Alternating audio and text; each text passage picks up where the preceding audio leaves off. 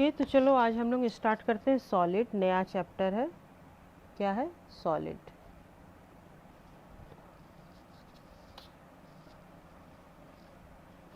Solid कहते किसको हैं? सॉलिड कहते हैं कि जो एक जगह को ऑक्यूपाइड करे। ठीक है, जैसे कि ये मेरा एक सॉलिड हुआ। ठीक है, ये कहीं पे भी रखते हैं तो ये जगह है, इसका थोड़ा सा थिकनेस है। प्लेन फिगर मतलब वो एक कागज़ में फिगर है, जहाँ थोड़ा सा हाइट हो गया वो एक सॉलिड हो गया। ये एक सॉलिड है, ये एक सॉलिड है। ठीक है ना? तो ये सारा सॉलिड हुआ। सॉलिड का क्या होता है, यहाँ पे 3 डायमेंशन होता है। ये लेंथ, ब्रेथ और हाइट होता है। ठीक है, देखो ये हो गया, ये क्यूबाइड है। इसका ये लेंथ है, ये ब्रेथ है और ये हाइट है। ठीक है, तो हम लोग लिखते हैं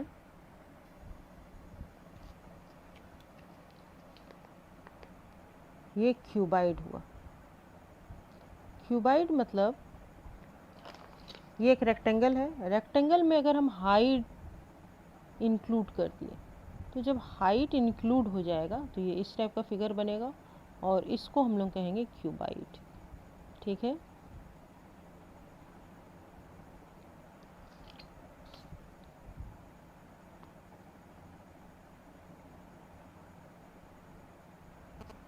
ये हो गया क्यूबाइड। ये 3 डायमेंशनल फिगर है। यहाँ पे ये लेंथ है, ये ब्रेथ है और ये हाइट। और 2 डायमेंशनल फिगर होता है, ये रेक्टेंगल 2 डायमेंशनल फिगर है। यहाँ पे सिर्फ लेंथ और ब्रेथ है। तो जब हम एरिया निकालते हैं तो वहाँ पे क्या हो जाता है, मीटर स्क्वायर हो जाता है। यहाँ पे निकलेगा मेरा वॉल्यूम, यहाँ पे निकलेगा क्या, वॉल्यूम, और ये हो जाएगा मीटर क्यूब। यहाँ पे वॉल्यूम होता है और इसका यूनिट होता है मीटर क्यूब। एरिया का यूनिट होता है मीटर स्क्वायर और पेरीमीटर का यूनिट होता है मीटर। पेरीमीटर सिर्फ लेंथ है यहाँ पर। ठीक है, तो यहाँ पे इसका यूनिट होता है मीटर। अब ये रह गया ये क्यूबाइड। तो इसका वॉल्यूम का फॉर्मूला क्या होगा, वॉल्यूम इक्वल टू होता है length into breath into height. और सरफेस एरिया क्या होता है, सरफेस एरिया। सरफेस एरिया होता है प्रत्येक सरफेस का एरिया। प्रत्येक, देखो यहाँ पे कितना सरफेस है, 1 2 6 सरफेस है। 1 2, ये 2 सामने वाला एक तरह का हुआ रेक्टेंगल, और ये वाला देखो एक तरीके का रेक्टेंगल होता है 4, और ये वाला एक तरीके का रेक्टेंगल होता है 6। तो 6 सरफेस हुआ प्रत्येक सरफेस का एरिया। तो इस सरफेस का एरिया क्या होगा, ये होगा लेंथ इंटू ब्रेथ। ये देखो सरफेस एरिया क्या होता है, लेंथ इंटू ब्रेथ। ये हो गया 2 टाइम, फिर प्लस ये क्या होता है, ये वाला ये होता है length into height. Length into height ये भी 2 टाइम होता है, एक ये और सॉरी प्लस, और फिर ये ब्रेथ इंटू हाइट। इस तरफ वाला जो होगा ये क्या होगा, ये ब्रेथ है, ब्रेथ इंटू हाइट, ये भी 2 टाइम होगा। तो equal to twice LH plus, ये LH ही हो गया, लेंथ इंटू ब्रेथ है, LB plus LH plus BH। ये होता है टोटल सरफेस एरिया। और एक होता है lateral surface area. Lateral surface area मतलब होता है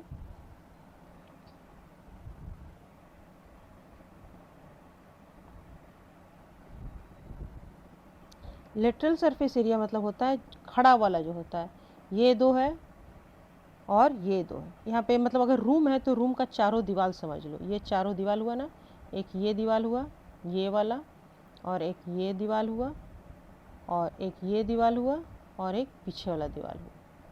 ठीक है, ये पीछे वाला दीवार हुआ। बस ये चारों दीवार को अगर लिया जाए लेटरल सरफेस एरिया, तो यहाँ पे क्या होगा, ये आमने सामने वाला हो जाएगा क्या, लेंथ इंटू हाइट।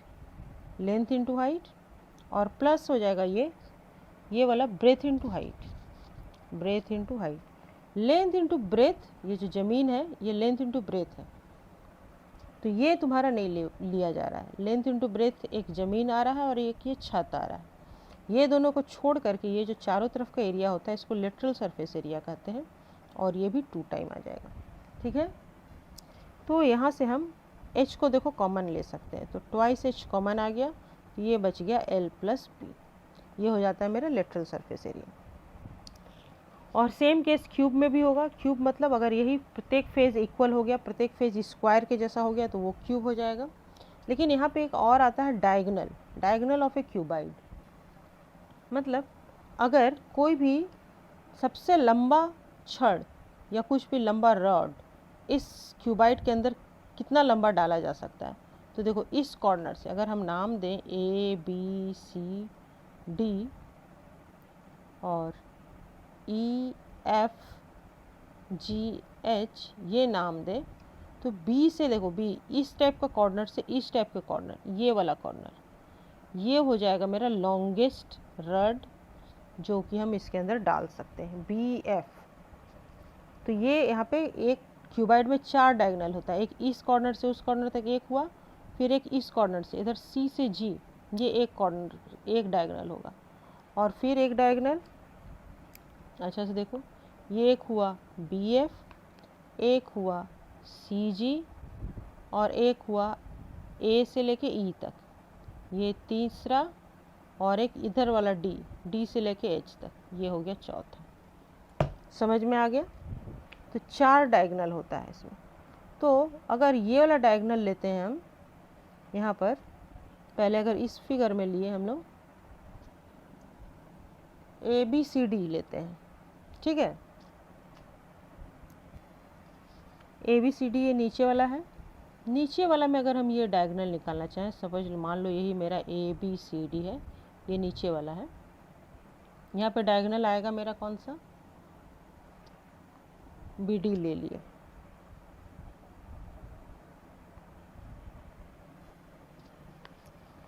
तो यहाँ पे DB स्क्वायर क्या आ जाएगा पिथागोरस थ्योरम से, DB स्क्वायर इक्वल टू आ जाएगा root under AD square plus AB square, ये आ जाएगा। और अगर हम फिर इस टाइप का, ये BD मेरा ये आया ना, देखो BD और BDFG अगर हम ये वाला लेते हैं, एक रेक्टेंगल लेते हैं BDFG, समझ में आ रहा है, इधर से लिए BD और FG ये लेते हैं, तो यहाँ पर BF जो डायगोनल आएगा मेरा, ये BF इक्वल टू क्या हो जाएगा, BF स्क्वायर इक्वल टू हो जाएगा, ये BD मेरा इतना था ना, BD कितना था, रूट अंडर ये था AD स्क्वायर, मतलब ये हो गया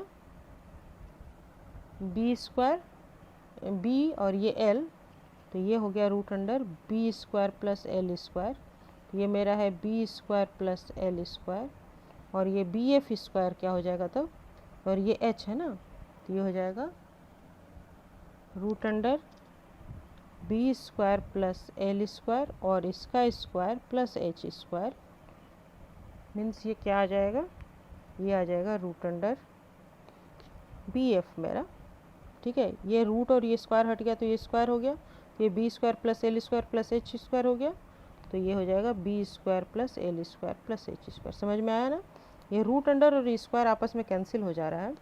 इसको अगर लिखना चाहे तो इसको हम ऐसे भी लिख सकते हैं, इक्वल टू ये हो जा रहा है L square plus B square plus H square. समझ में आया, BF square equal to L square B square H square हो गया, क्योंकि स्क्वायर और रूट ये कैंसिल हो गया है, तो ये B square plus L square plus H square बचा और सिर्फ BF, तो ये स्क्वायर इधर जाके अंडर रूट हो जाएगा। ये तो हो गया क्यूबाइड के केस में। अब क्यूब के केस में, क्यूब क्या होता है, क्यूब इसी टाइप का फिगर होता है, बस इसमें यही अंतर है कि ऑल फेज आर स्क्वायर है, प्रत्येक फेज स्क्वायर होता है, ठीक है। तो ये बन गया मेरा प्रत्येक फेज स्क्वायर।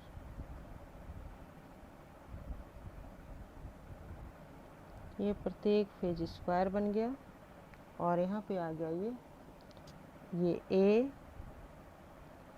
ये A और ये A। यहाँ भी वही बात होगा, यहाँ पे इसका वॉल्यूम इक्वल टू क्या हो जाएगा, वॉल्यूम इक्वल टू हो जाएगा A square plus A square plus A square equal to 3A square, और total surface area total surface area equal to क्या हो जाएगा, twice A square plus A square, ठीक है ना, लेंथ स्क्वायर प्लस देखो एल इंटू बी, ये भी ए स्क्वायर हो जाएगा, फिर ये ए स्क्वायर हो जाएगा, फिर ये ए स्क्वायर हो जाएगा। इसका एरिया ए स्क्वायर होगा, इसका एरिया ए स्क्वायर होगा और इसका एरिया भी ए स्क्वायर होगा, तो 6 टाइम ए स्क्वायर आएगा ये, तो ये हो जाएगा 3 2 जा 6 ए स्क्वायर। समझ में आ गया? 6 फेज है, 6 का एरिया ए स्क्वायर, या इस फॉर्मूला में बैठाओ तो ये भी लेंथ और ब्रेथ दोनों हो गया ए स्क्वायर, फिर ये स्क्वायर, फिर ये ए स्क्वायर, या फिर सिंपली ले लो तो प्रत्येक फेज का एरिया ए स्क्वायर, फिर ए स्क्वायर, फिर ए स्क्वायर, फिर ए स्क्वायर, फिर 6 फेज है 6 स्क्वायर हो गया। ये हो गया total surface area.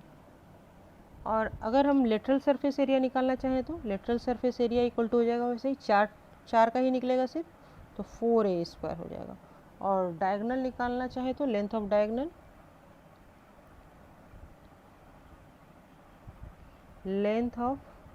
Diagonal, equal to root under A square plus A square plus A square, same है ये, इस दोनों में कोई अंतर नहीं है, तो ये हो जाएगा अंडर रूट 3a स्क्वायर और इक्वल टू हो जाएगा रूट अंडर 3a।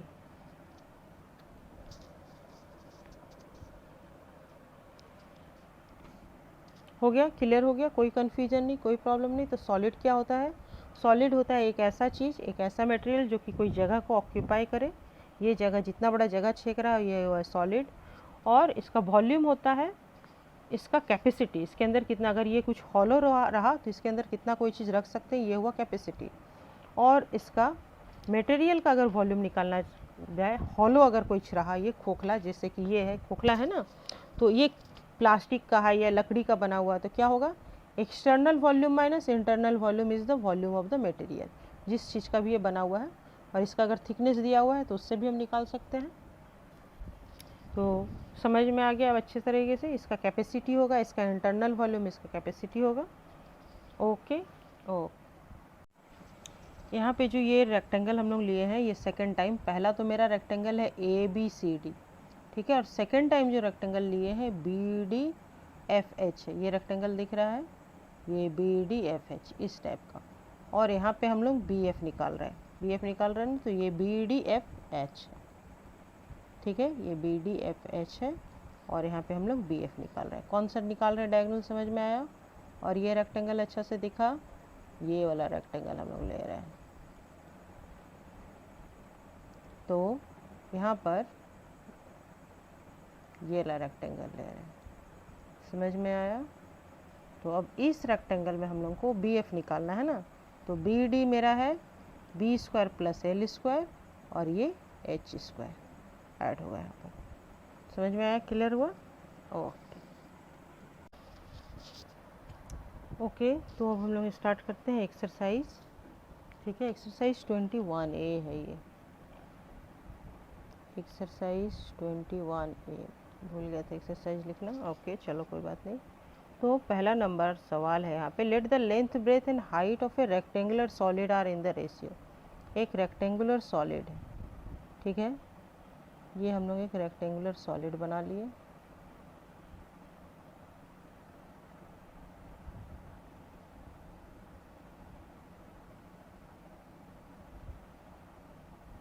इसका ये लेंथ हुआ, ये ब्रेथ हुआ और ये हाइट हुआ।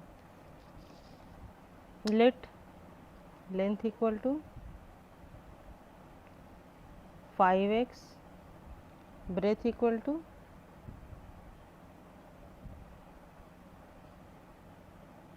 4x and height equal to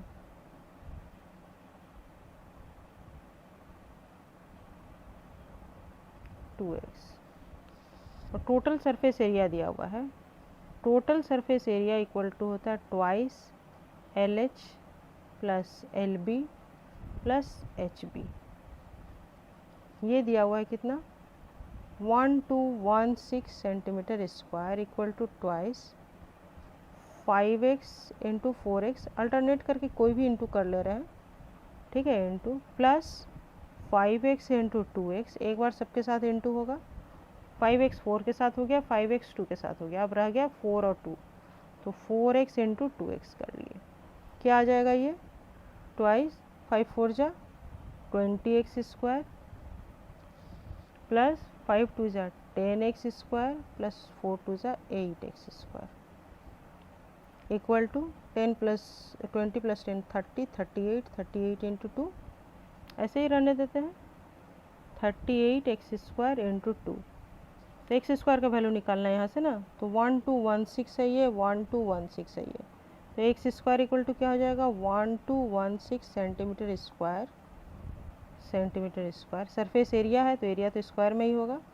38 into 2, जो भी ये दोनों नंबर था इससे डिवाइड कर दिए। तो 2 से पहले करते हैं, 2 6 जा 12, 0 1 तो नहीं जाएगा, फिर 2 8 जा 16, और फिर ये 2 से 2 1 जा 2, 2 9 जा 18, और ये 2 3 जा 6, 0 2 4 जा 8। 19 से डिवाइड करेंगे कितने बार में जाएगा, तो 1 बार में जाता है। देखो 304 है ना, 19 1 जा 19, 10 माइनस 9 1, और यहाँ से 1 और 4, तो 19 6 जा 104। तो 19 और 16 इक्वल टू 16 हो गया। तो x इक्वल टू क्या होगा, √16 equal to 4 centimetre square, 4 centimetre हो गया। देयरफॉर क्या निकालना था, find the length breadth and height of the solid. L equal to 5x था, equal to 5 into 4 20 centimetre. B equal to है 4x equal to 4 into 4 equal to 16 centimetre, and H equal to होता है twice x equal to 2 into 4 equal to 8 centimetre. ये हो गया answer. अब number 2 में है, the volume of a cube is this. देखिए 2 नंबर में क्या दिया हुआ है, volume of a cube equal to 729 centimetre cube, find its total surface area.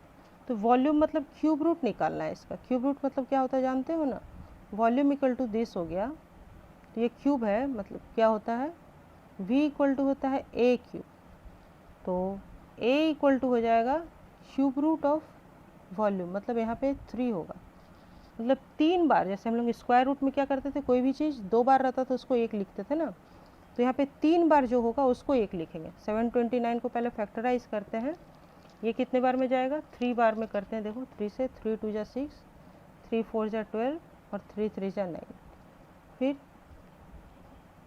3 8 जा 24, 3 1 जा 3, फिर 3 से 3 2 जा 6, 3 7 जा 21, फिर 3 9 जा 27, और फिर 3 3 जा, यहाँ पे 3 को एक बार लिखेंगे, मतलब a इक्वल टू हो जाएगा √729 अंडर क्यूब रूट, और 729 इक्वल टू हो रहा है मेरा, देख लो इसको अच्छे से समझ लो, 3 into 3 into 3 into 3 into 3 into 3, और ये है सेंटीमीटर क्यूब। तो 3 के बदले में 1 लिख रहे हैं हम लोग, यहाँ पे क्या करेंगे, 3 के बदले में 1 3 लिखाएगा, फिर 3 के बदले में 1 3, मतलब 3 इंटू 3 और 1 सेंटीमीटर लिखाएगा, इक्वल टू 9 सेंटीमीटर हो गया मेरा साइड ऑफ द क्यूब। ये अगर क्यूब है तो इसका साइड हो जाएगा 9 सेंटीमीटर।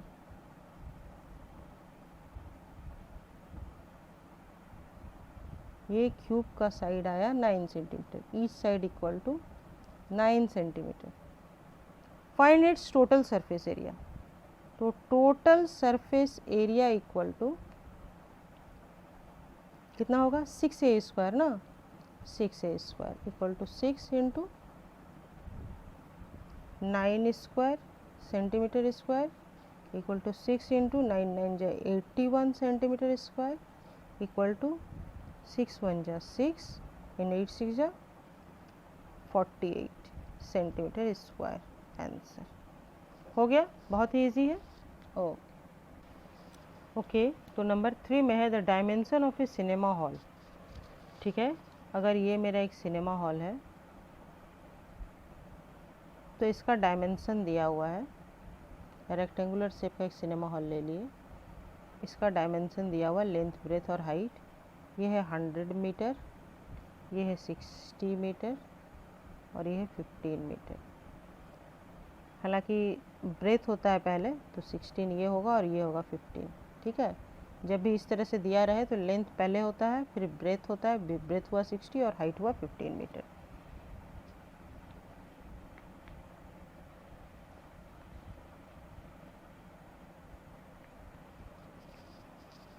तो यहाँ पे निकालना है हमको how many person can sit, कितना आदमी इसमें बैठ सकेगा। तो इसके लिए पहले क्या निकालना होगा, volume of cinema hall. Volume of cinema hall equal to 100 metre into 60 metre into 15 metre, ये हो गया। Of air required for each person,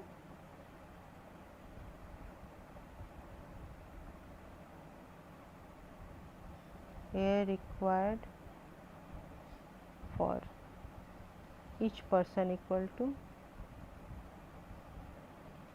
150 metre cube. Therefore number of person, इस टाइप को हम लोग नंबर ऑफ टाइल्स में भी किया है ना, area of floor by area of tiles. उसी तरह यहाँ पे वॉल्यूम ऑफ हॉल और volume of air required for each person. तो यहाँ से देयरफॉर नंबर ऑफ पर्सन निकल जाएगा, number of person equal to volume of cinema hall by air required for each person।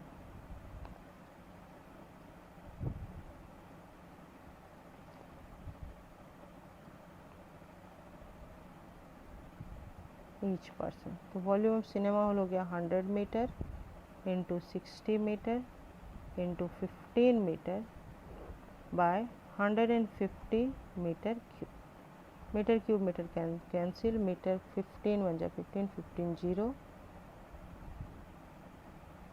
और फिर 0 0 कैंसिल, इक्वल टू 600 पर्सन हो गया आंसर।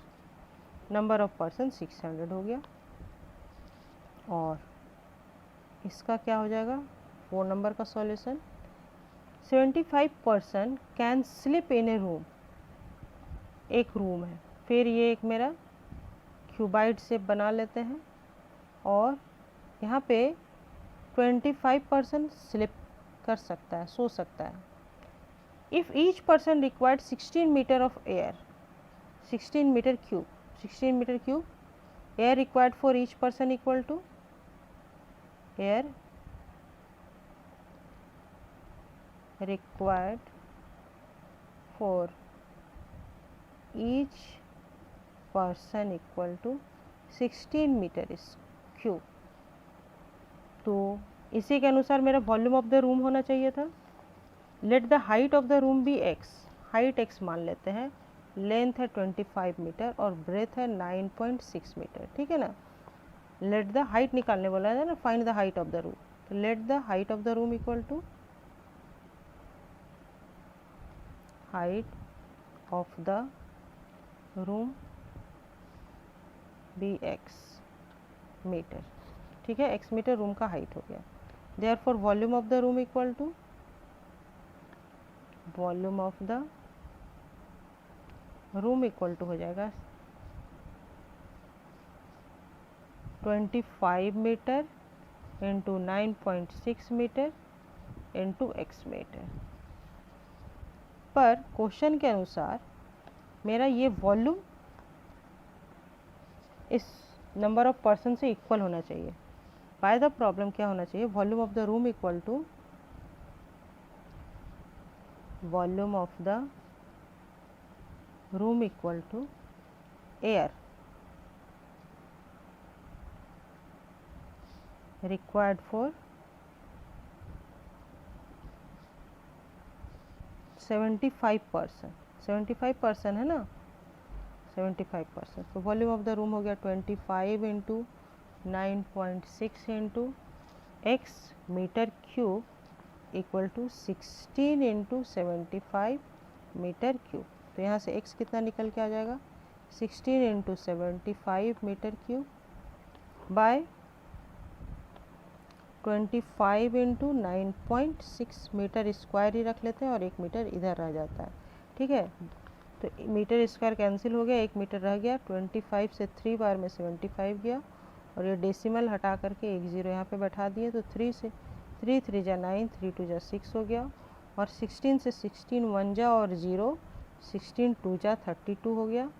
और 2 से 10 5 बार में चला गया, इक्वल टू 5 मीटर आंसर आ गया। Hence height of the room equal to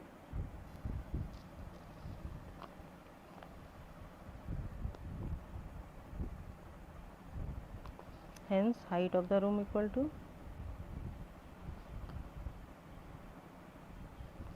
hence height of the room equal to 5 metre. ये हो गया आंसर। ठीक है, ओके ओके।